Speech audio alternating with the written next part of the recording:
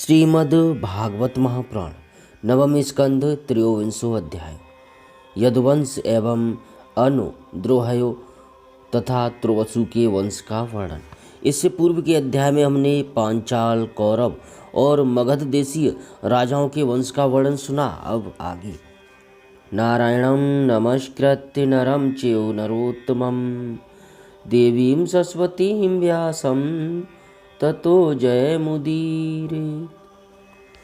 श्री सुखदेव जी कहते हैं, परीक्षित, ययाति नंदन अनु के 3 पुत्र हुए, सभानर, चक्षु और परोच्च।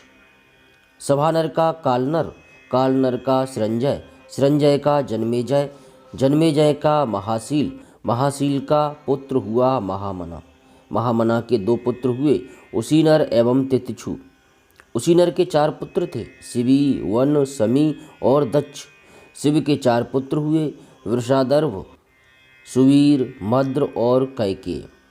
उसीनर के भाई तितिक्षु के रुषद्रथ, रुषद्रथ के हेम, हेम के सुतपा और सुतपा के बलि नामक पुत्र हुआ। राजा बलि की पत्नी के गर्भ से दीर्घतमा मुनि ने 6 पुत्र उत्पन्न किए। अंग, वंग, कलिंग, सुहय, पुंड्र और अंध्र। इन लोगों ने अपने अपने नाम से पूर्व दिशा में 6 देश बसाए।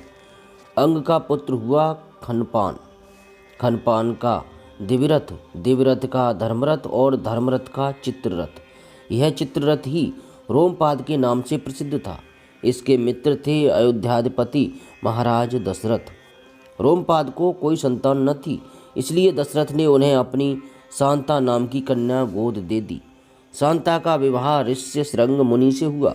ऋष्यशृंग विवाहंडक मुनि के द्वारा हरिणी के गर्भ से उत्पन्न हुए थे। एक बार राजा रोमपाद के राज्य में बहुत दिनों तक वर्षा नहीं हुई। तब गणिकाएं अपने नृत्य, संगीत, वाद्य, हाव भाव, आलिंगन और विविध उपहारों से मोहित करके ऋष्यशृंग को वहाँ ले आईं। उनके आते ही वर्षा हो गई। उन्होंने ही इंद्र देवता का यज्ञ कराया। तब संतानहीन राजा रोमपाद को भी पुत्र हुआ और पुत्रहीन दशरथ ने भी उन्हीं के प्रयत्न से 4 पुत्र प्राप्त किए। रोमपाद का पुत्र हुआ चतुरंग और चतुरंग का पृथुलाक्ष, पृथुलाक्ष के बृहद्रथ, बृहत्कर्मा और बृहदभानु 3 पुत्र हुए। बृहद्रथ का पुत्र हुआ बृहमना, बृहन्मा और बृहन्मा का जयद्रथ। जयद्रथ की पत्नी का नाम था संभूति।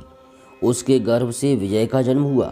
विजय का धृति, धृति का धृतव्रत, धृतव्रत का सत्कर्मा और सत्कर्मा का पुत्र था अधिरथ। अधिरथ को कोई संतान न थी। किसी दिन वह गंगा तट पर क्रीड़ा कर रहा था कि देखा एक पिटारी में नन्हा सा शिशु बहा चला जा रहा है। वह बालक कर्ण था, जिसे कुंती ने कन्यावस्था में ही उत्पन्न होने के कारण उस प्रकार बहा दिया था। अधिरथ ने उसी को अपना पुत्र बना लिया। परीक्षित, राजा कर्ण के पुत्र का नाम था वृषसेन।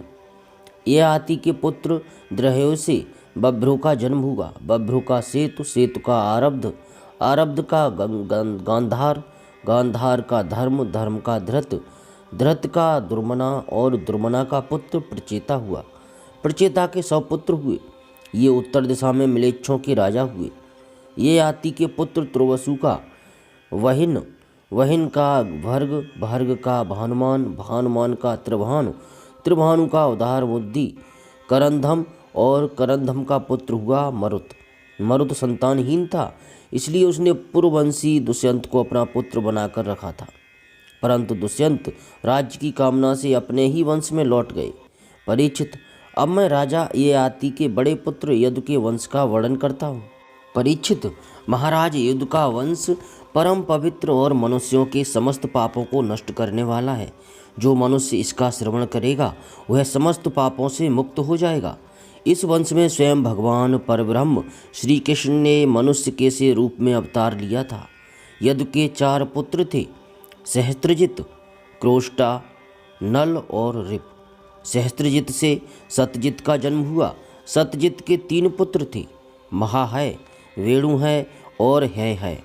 है का धर्म, धर्म का नेत्र, नेत्र का कुंती, कुंती का सोहंजी, सोहंजी का महिष्मान और महिष्मान का पुत्र भद्रसेन हुआ। भद्रसेन के 2 पुत्र थे, द्रुमद और धनक। धनक के 4 पुत्र हुए, कृतवीर्य, कृताग्नि, कृतवर्मा और कृतौजा। कृतवीर का पुत्र अर्जुन था। वह 7वें द्वीप का एक छत्र सम्राट था। उसने भगवान के अंशावतार श्री दत्तात्रेय जी से योग विद्या और अणिमा लघिमा आदि बड़ी बड़ी सिद्धियां प्राप्त की थीं।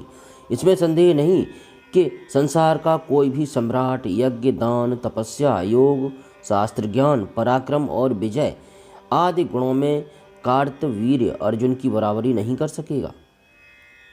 सहस्त्रबाहु अर्जुन 85,000 वर्ष तक 6 इंद्रियों से अक्षय विषयों का भोग करता रहा। इस बीच में न तो उसके शरीर का बल ही क्षीण हुआ और न तो कभी उसने यही स्मरण किया कि मेरे धन का नाश हो जाएगा। उसके धन के नाश की तो बात ही क्या है, उसका ऐसा प्रभाव था कि उसके स्मरण से दूसरों का खोया हुआ धन भी मिल जाता था। उसके हजारों पुत्रों में से केवल 5 ही जीवित रहे। शेष सब परशुराम जी के क्रोधाग्नि में भस्म हो गए। बचे हुए पुत्रों के नाम थे जयध्वज, सूरसेन, वृषभ, मधु और ऊर्जित। जयध्वज के पुत्र का नाम था तालजंग। तालजंग के 100 पुत्र हुए। वे तालजंग नामक क्षत्रिय कहलाए। महर्षि औरव की शक्ति से राजा सगर ने उनका संहार कर डाला। उन 100 पुत्रों में सबसे बड़ा था वीतहोत्र। वीतहोत्र का पुत्र मधु हुआ। मधु के 100 पुत्र थे।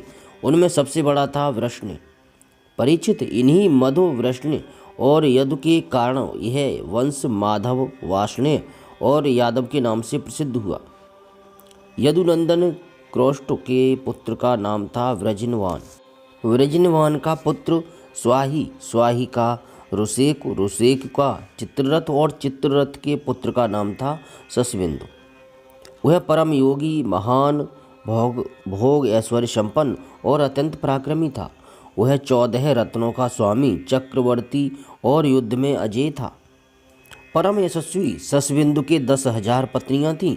उनमें से एक एक के 1 लाख संतान हुई थी। इस प्रकार उसके 100 करोड़ 1 अरब संतानें उत्पन्न हुई।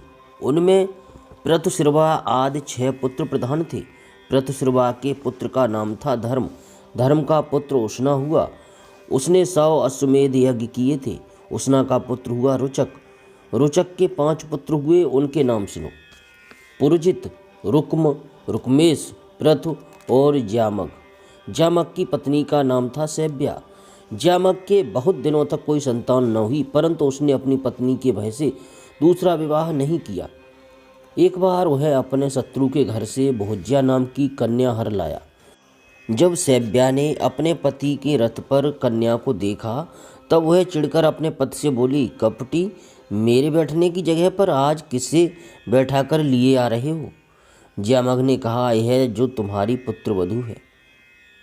सैब्या ने मुस्कुराकर अपने पति से कहा, मैं तो जन्म से ही बांझ हूँ और मेरी कोई सौत भी नहीं है, फिर यह मेरी पुत्रवधू कैसे हो सकती है? ज्यामग ने कहा, रानी, तुमको जो पुत्र होगा उसकी यह पत्नी बनेगी। राजा ज्यामग के इस वचन का विश्वदेव और पितरों ने अनुमोदन किया। फिर क्या था, समय पर सैब्या को गर्भ रहा और उसने बड़ा ही सुंदर बालक उत्पन्न किया। उसका नाम हुआ विदर्भ। उसी ने सैब्या की साध्वी पुत्रवधू भोज्या से विवाह किया। श्रीमद् भागवत महापुराण 9वें स्कंध 23वां अध्याय समाप्त। जय श्री कृष्ण।